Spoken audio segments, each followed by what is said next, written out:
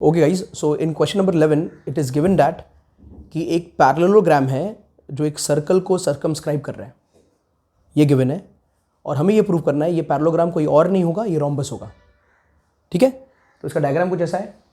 आप एक पैरेललोग्राम बनाओ, उसके अंदर एक सर्कल बनाओ या सर्कल बनाओ, उसके बाहर एक पैरेललोग्राम बनाओ। आप ये काम कर लो, उसके बाद हम प्रूफ की तरफ चलेंगे। हमें क्या प्रूफ करना है इसको, that ABCD is a rhombus, this parallelogram is a rhombus, ये प्रूफ करना है।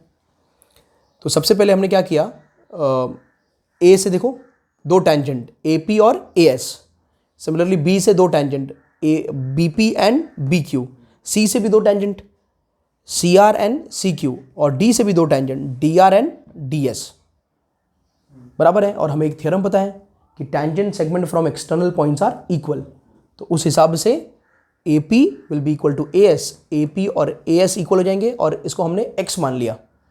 फिर BP और BQ इक्वल हो जाएंगे, उसे हमने Y मान लिया। फिर CR और CQ इक्वल हो जाएंगे, उसे हमने Z मान लिया। और DR और DS इक्वल हो जाएंगे, इसे हमने लैम्डा मान लिया। ये हमारा अजम्पशन था।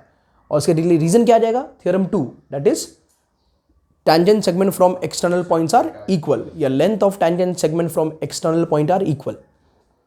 ठीक है गाइज, अच्छा मुझे ऑलरेडी पता था ये एक पैरेललोग्राम है, तो यहाँ पर मैं क्या सोच रहा हूँ कि हम अगर इस पैरेललोग्राम के एडजेसेंट साइड को इक्वल प्रूफ कर देंगे, एडजेसेंट अगल और आजू बाजू मतलब बगल वाले साइड्स को अगर हमने इक्वल प्रूफ कर दिया तो क्या प्रूफ हो जाएगा, प्रूफ हो जाएगा भाई ये एक मतलब ऐसा एक पैरेललोग्राम है जिसके सारे साइड्स इक्वल है। और कोई ऐसा पैरेललोग्राम हो जिसका सारे साइड्स इक्वल है, उसे हम रोम्बस कहते हैं। स्क्वायर वगैरह तो बाद में आता है, वो तो एंगल पे आता है, तो सबसे पहले वो रोम्बस होगा, बाद में वो स्क्वायर होगा, स्पेशल केस में वो स्क्वायर होगा, लेकिन पहले तो रोम्बस होगा। तो हमारा जोर यही रहेगा कि हम जो बाजू वाले साइड्स हैं दो, उनको लेके उनको इक्वल प्रूफ कर दें। ठीक है, तो सबसे पहले मैंने क्या लिया, मैंने बोला कि AB will be equal to CD। क्या AB और CD इक्वल नहीं होंगे, रीजन है ऑपोजिट साइड्स ऑफ पैरेललोग्राम। ठीक है, उसके बाद मैंने इन दोनों को ऐड कर दिया, AB प्लस CD। तो AB प्लस CD को ऐड करूंगा तो देखो ना, AB और ये CD किससे बना हुआ है, X Y Z और लैम्डा, तो ये X plus Y plus Z plus lambda. अच्छा, AB और CD क्या है, दोनों इक्वल है, तो AB is equal to CD, तो AB की जगह मैंने AB रख दिया और CD की जगह भी मैंने AB ला दिया, तो AB प्लस AB कितना है, 2AB, तो 2AB equals to X plus Y plus Z plus lambda, और उस 2 को बाद में उधर डिवाइड कर दिया, तो AB क्या हो गया, X plus Y plus Z plus lambda upon 2, ये मिल गया मुझे साइड AB। अब मैं बगल वाला साइड यानी BC फाइंड कर लेता हूँ, या मैं AD फाइंड कर लेता, कोई भी चलता। तो BC के पास जाते हैं और हमें पता है कि BC और AD क्या है, दोनों इक्वल है, ऑपोजिट साइड्स ऑफ पैरेललोग्राम। फिर उन दोनों को ऐड कर दिया, ऐड किया तो आंसर आएगा Y plus Z plus X plus lambda, ये आ गया आंसर।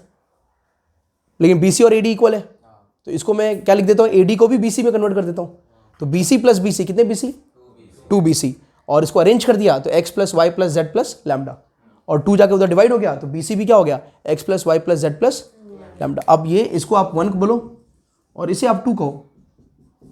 1 एंड 2 से क्या आप क्या कंक्लूड कर रहे हो, आप कंक्लूड कर रहे हो कि एक ऐसा पैरेललोग्राम जिसके एडजेसेंट साइड्स इक्वल, बराबर है। तो if adjacent sides of parallelogram are equal then it is a rhombus. अगर उसके एडजेसेंट साइड इक्वल हैं, किसी भी पैरेललोग्राम के एडजेसेंट साइड इक्वल है, तो क्या हो जाएगा, वो रोम्बस हो जाएगा। ये हमारा प्रूफ हो गया।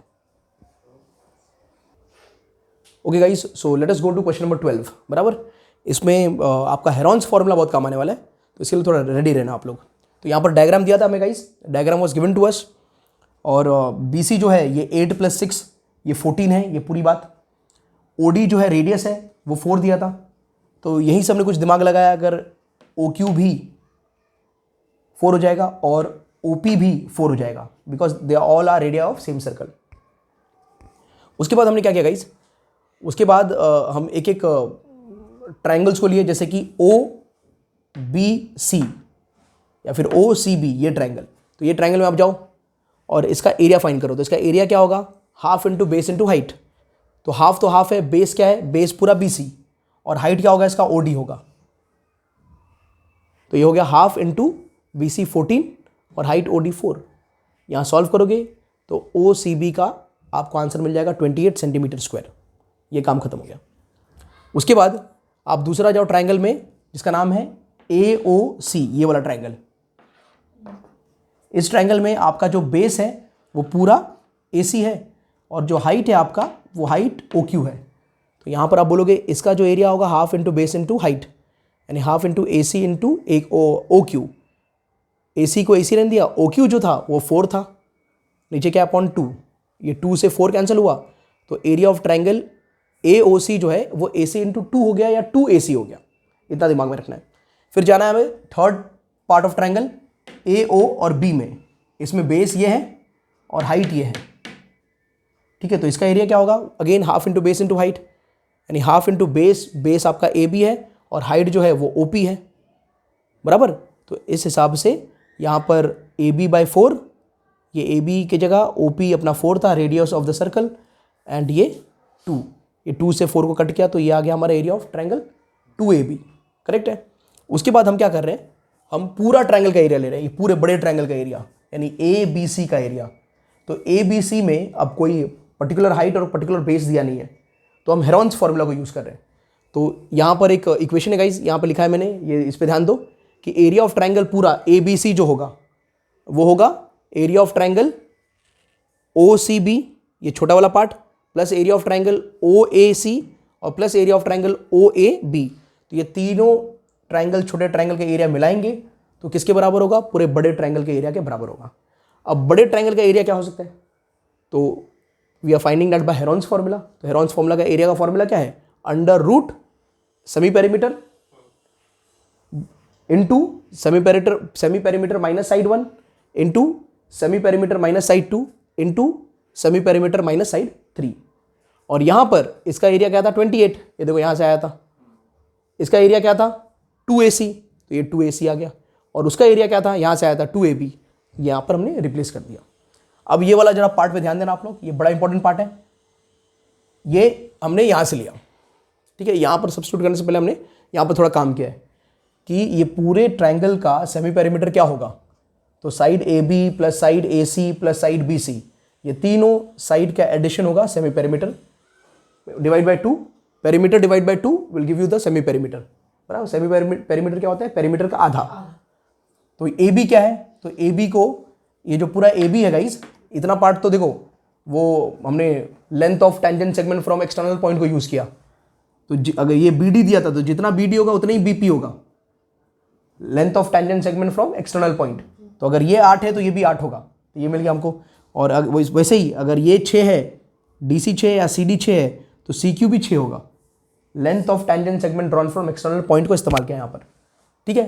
तो AB जो बना है आपका, ये 8 प्लस AP का कुछ पार्ट नहीं था उसको X ने लिया, और ये AC जो है वो बना है 6 प्लस, इसका भी कोई पार्ट नहीं था उसको भी X ले लिया। क्यों X ले लिया, क्योंकि A एक्सटर्नल पॉइंट है और AQ और AP ये tangent segment from external point, तो अगर ये X होगा तो AB क्या होगा, X होगा। तो अब चलते हैं यहाँ पर, तो AB को क्या लिखा हमने X प्लस 8, BC कितना था 6 प्लस 8 14, और AC को क्या लिखा हमने 6 प्लस X और डिवाइड बाय 2। अब सारे X को ऐड किया तो 2X आया, नंबर्स को ऐड किया तो 28 आया, डिवाइड बाय 2 कॉमन ले लिया तो आंसर आया X प्लस 14। तो सेमी पेरीमीटर, ये पूरे मेरे बड़े ट्राइंगल का सेमी पेरीमीटर है X प्लस 14। तो अब इसी चीज़ को हम यहाँ सब्स्टिट्यूट कर रहे हैं, ये S की जगह X प्लस 14 आ गया, फिर इन ब्रैकेट S यानी X plus 14 minus S1, side 1 किसको लिया मैंने, AB को, साइड 1 किसको लिया है, AB को, तो माइनस X प्लस 8, देखो ब्रैकेट डाल के यहाँ पर रखा है क्योंकि ये माइनस जाके उसको भी साइन को चेंज करेगा और उसके भी साइन को चेंज करेगा, ठीक है। फिर S माइनस ये S कौन था X plus 14 minus S2, side 2 कौन था BC कितना है 14, तो ये 14 रख दिया, इनटू S कौन है सेमी पेरीमीटर, कितना है X प्लस 14 माइनस S3 कौन है साइड 3, ये कितना है X प्लस 6, तो माइनस X प्लस 6, और उस तरफ ये 28 प्लस 2AC और प्लस 2AB को ऐसे का ऐसे ही रख दिया, अभी तो चेंज नहीं किया उसको। आप चाहो तो यहाँ पर इस पॉइंट पे चेंज कर सकते हो इन टर्म्स ऑफ X, लेकिन अभी तक मैंने चेंज नहीं किया। फिर इसको और सिंप्लीफाई करते हैं तो ये X प्लस 14 आ गया, ये नेक्स्ट ब्रैकेट में जाएंगे तो X plus 14 as it is, और ये माइनस अंदर आएगा तो माइनस X और ये माइनस 8। सिमिलरली यहाँ पर प्लस 14 माइनस 14 कैंसिल हो गया, सिर्फ क्या बचा X बचा, और इसमें x प्लस 14 और ये माइनस एक्स, ये माइनस 6। और उस तरफ अब हम 28 को 28, 2 को 2, AC को हमने लिख दिया x प्लस 6, ये AC को x प्लस 6, और AB को हमने लिख दिया x प्लस 8, ये AB को लिख दिया हमने x प्लस 8। यहाँ पर इस तरह से खुल गया ये। उसके बाद ये स्टेप पे ध्यान दो आप लोग, यहाँ पर फिर under root x plus 14 as it is, यहाँ से plus x minus x cancel, क्या बच रहा है 14 माइनस 8 जो कि 6 है। फिर यहाँ से x एज इट इज, यहाँ से plus x minus x cancel, 14 minus 6 जो कि 8 है। और उस तरफ 28, ये 2 अंदर गया तो 2x और 2 अंदर गया तो 12, तो 2x प्लस 12, ये 2 अंदर गया तो 2x, 2 अंदर गया तो 16, तो 2x प्लस 16। इसको और थोड़ा सिंप्लीफाई करते हैं तो ये x प्लस 14 को ऐसे ही रख दिया, और इसको 6 8 जा 48, 48 इंटू एक्स 48x रख दिया। और उस तरफ पर 2x 2x 4x हो गया, और 28 प्लस 12 प्लस 16 ये 56 हो गया।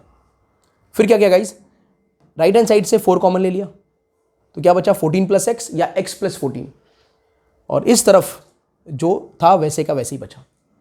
ठीक है, ये स्टेप के बाद बड़ा इंपॉर्टेंट स्टेप है, इसको बोलते हैं हम लोग स्क्वायरिंग बोथ साइड्स।